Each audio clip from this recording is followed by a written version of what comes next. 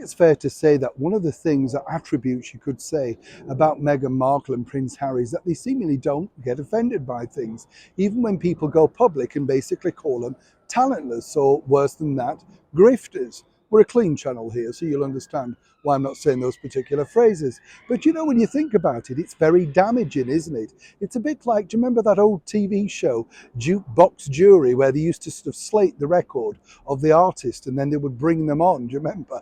And I mean, I don't remember it, but I've seen clips of it on YouTube. Must have been absolutely, totally embarrassing to find that you've attacked the singer or the artist or the group, and then there they are, literally, quite frankly, behind you.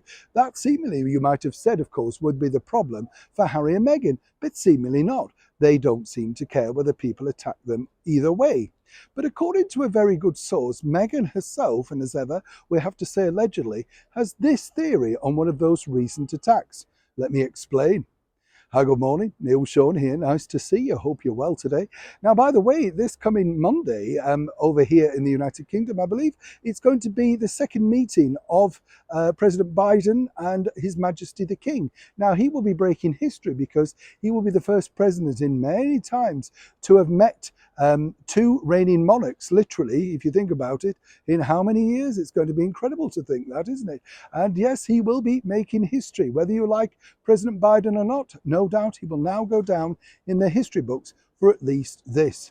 Back as ever, though, to your breaking royal story of the day. Now, as I said, you know, we saw recently, did we not, that particular Spotify executive being rather unkind. And as I said at the time, I believed a little bit unprofessional, harsh, some people might say. Either way, it was possibly the wrong thing to say on public record, at least, but he wanted to say it, and that was that. According to a very good source, that particular individual, Mr. Simmons, was apparently, as I say, very vocal. But Harry and Meghan have their own reasons as to why. According to that source, working closely with them, it appears it's something of sour grapes. You see, Mr. Simmons, according to their team, and as ever we have to say allegedly, wanted to be part of that podcast, Archetypes, whichever you want to call it. And apparently he was even offering interview tips and podcasting bits and all of that sort of stuff. After all, he'd been very successful himself with his own Ringer podcast. You could have thought, or maybe he thought, that this would be the way forward to gear and steer this particular production.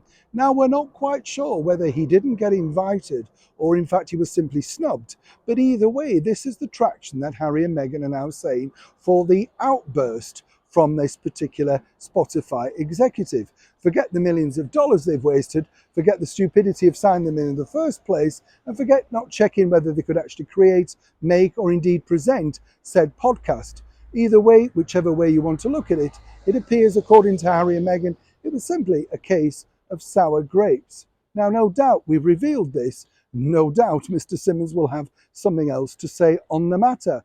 But it's amazing, isn't it, as I said at the start of this video, how Harry and Meghan seemingly have the appetite to be able to twist it back. And this comes from a very good source, let me tell you.